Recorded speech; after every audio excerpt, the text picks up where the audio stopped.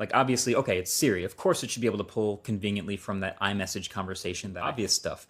There's new, more granular screen time features, so you can see how they spent their day and then use a scheduler to adjust when they're allowed to spend more or less time in certain types of apps. Like obviously watching a movie on the weekend is cool, but scrolling Instagram for 3 hours when they're supposed to be in school, well, that's a no-go. So the upside here is obviously much better safety and controls for parents that directly addresses the concerns that they might have had about the websites and the content and the apps that their kids have had. The cynical read is also, you remember get your mom an iPhone? Now it's also get your kid an iPhone, because trust us, it's the best one. Like we've talked about this before, we already know how dominant Apple is with iPhones, especially with younger people in the US, and getting them on an iPhone as young as possible makes them much more likely to have an iPhone and use it in their adult life.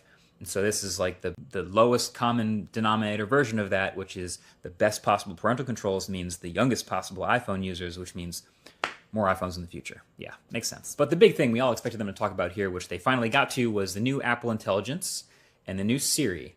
And they got to all of that. And I would say the new Siri is exactly what we were expecting. Like in terms of capability, pretty much straight down Broadway, like no dramatic surprises, nothing that they announced that made us go, oh my God, that's crazy. No letdowns either, which is great, but yeah, it's about what we expected. The basics are you'll now be able to trigger the new Siri on the iPhone by either swiping down from or holding down that power button while you talk to it.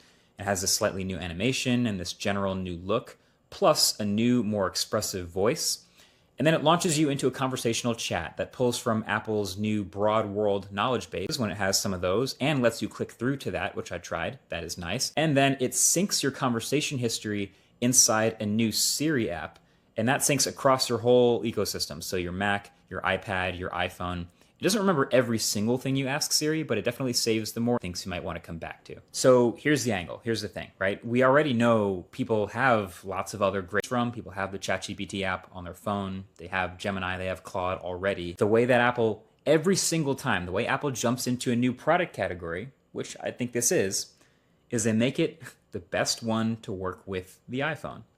So Claude and Gemini and GPT are really good at other things, but Apple's series is going to be the one that can plug into all of the knowledge of what it has on your device, indexing everything that's actually on your iPhone. Now, I am planning on doing an entire separate video, like I said, reviewing this, demoing it, showing exactly what it's capable of, because it does have some quirks already, some interesting things that it is not doing that I expected, like showing the transcription as you're talking instead of when you're done. Little stuff like that. Again, stay tuned for the full review. But I think they just basically played it extremely safe. They did the stuff that you'd expect Apple's to do and nothing more. It was kind of funny that through this whole keynote, there were a ton of live demos, almost as if to say, yeah, we know a lot of you are rightfully skeptical and we learned our lesson from last time. So here we go. This time it's definitely working for real and we're showing you exactly what it can do. So yeah, what can it do? It can look through your messages, through your photos, your calendar, and pull answers to questions from that stuff. Actions inside these apps. So it can send messages, add stuff to your calendar, set reminders, all the most basic stuff. And that's why I say it's like, it's about right, like it's straight down the middle. It's not going all the way to doing like this insane agentic stuff that Google was just showing on stage with Gemini just a couple weeks ago at I.O. Like I had those concerns about asking Gemini to take a picture of a concert poster and then it buys tickets for you. Like, I don't know, is it gonna get that right? Is it gonna spend too much money? Is it gonna get the right seats or the right date? It's something weird? I don't know. But this Apple one, it's just gonna stop short and it's just gonna add it to your calendar. Just do the safe thing. But unlike the other stuff, it has the advantage of knowing what's in your iPhone. So if you use an iPhone, GPT can't pull from your messages, Claude can't pull from your Apple Calendar, Gemini doesn't see this stuff, it's Siri that will actually be most helpful with the context of, all the personal information that never leaves your device. Now, Siri can also pull from what's on your screen too, and they added a new camera mode literally inside the camera app that's just an updated version of the visual intelligence stuff we've seen. So just definitely surfacing it to a lot more people this way. So, people are gonna be taking pictures of stuff and then identifying it with visual intelligence. You could also see how this would be particularly useful if you were making smart glasses at some point. But now my number one concern watching all of this was, okay, it's Siri. Of course it should be able to pull conveniently from that iMessage conversation that I had. But what about that WhatsApp conversation that I had?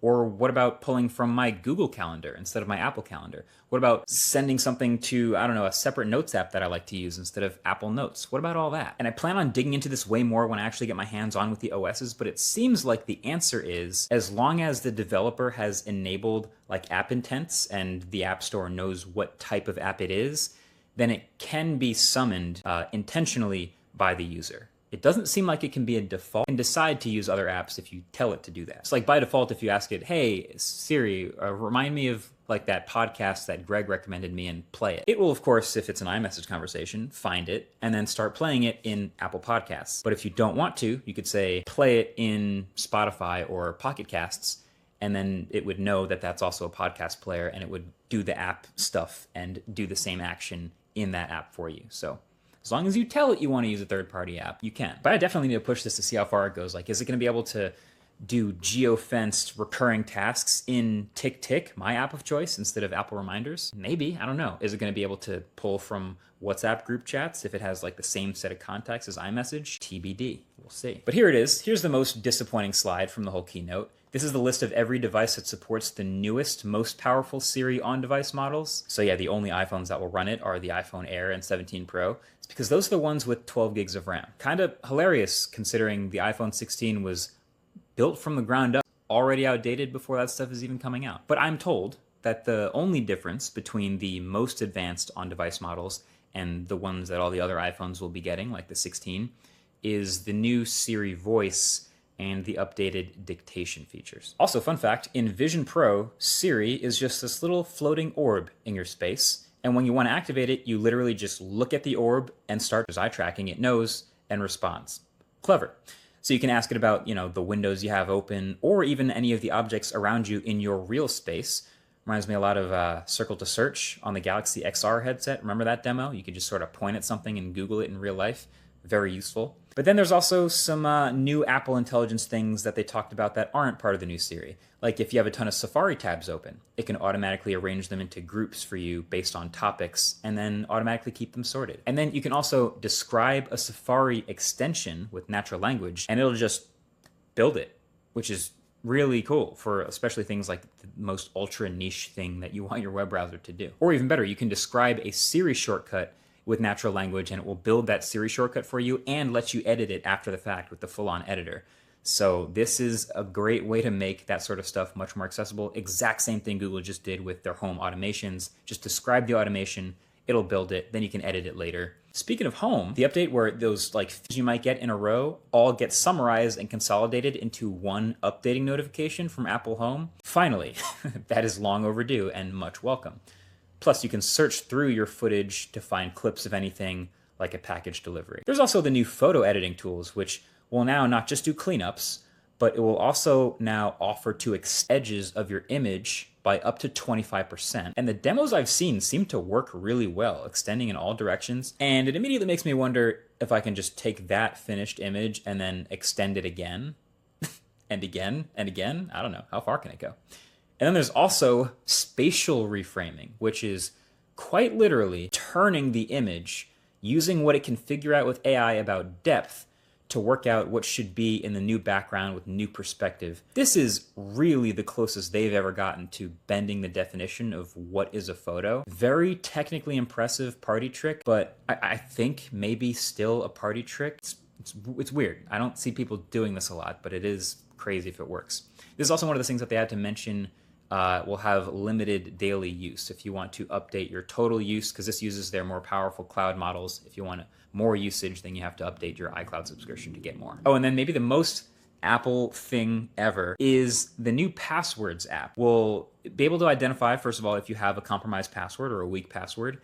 And then the feature is it will be able to agentic log in with your weak password, go through the menus and change it to a more secure password for you, and then save and remember that secure password. Super, super clever, very convenient. And that also basically means you're locking the Passwords app because that's now the one that knows your new passwords. In fact, that might have been the theme for this whole event. The irony is not lost on me that they named the newest version of macOS Golden Gate, because when the walls of that walled garden are golden gates, it's so bad in there anyway, right? Maybe if you use iMessage and Apple Calendar and Safari and all of their services. It's kind of nice. Unless you're a HomePod user. There was no HomePod for the entire keynote, the entire event. You remember the HomePod? That little Siri box with nice speakers in it? Yeah, I don't know what's going on with that one. Oh, and then one more sneaky reference at the end. So if you were still paying attention an hour in with like 10 minutes left in the keynote, there was a slide. They showed some new developer tools that would help you build your app to resize dynamically to different aspect ratios, which is, that's interesting. What kind of device would have multiple aspect ratios that you need your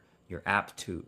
Tell me you have a foldable coming without telling me you have a foldable coming. Anyway, get subscribed for those full reviews, and make sure to leave a comment below if there's something specific that you want to see tested when I get my hands on all that beta software. And also make sure to get shopping for Father's Day with the sponsor of this video, Ridge. So Reminder is coming up. It's June 21st. And so Ridge is offering up to 40% off a whole bunch of the stuff on their site, which makes really great gifts. So since there's so many good things, I'm just going to speed run some of the very best ones. So for Dad, 5-in-1 charging, MagSafe, Apple Watch Pad, USB Type-C, and Lightning cables, all in one device. 10,000 milliamp hour capacity with a kickstand. That's enough to charge 2 iPhone 17 Pros. And it's the one charger that actually does it all. So then there's one of my new favorite items, the tracker card, which works with Apple's Find My network. It's IP67 rated, and it has a battery that lasts up to 5 months and can be wirelessly charged. Also, it's plenty loud when you need to find it. And of course, wallets. So the new Heritage in oil waxed leather, giving it an old school look. Or if your dad loves the outdoors, these topographical wallets are inspired by real elevation maps of Yosemite and Yellowstone and the Great Smoky River. Use the link below, ridge.com/mkbhd, to get up to 40% off for your dad or for yourself. I'm not judging. And hey, if you get something that's not the right fit, they have a 99-day free return policy, no questions asked. So that's been it. Thank you for watching. I'll look forward to your comments. Catch you guys in the next one. Peace.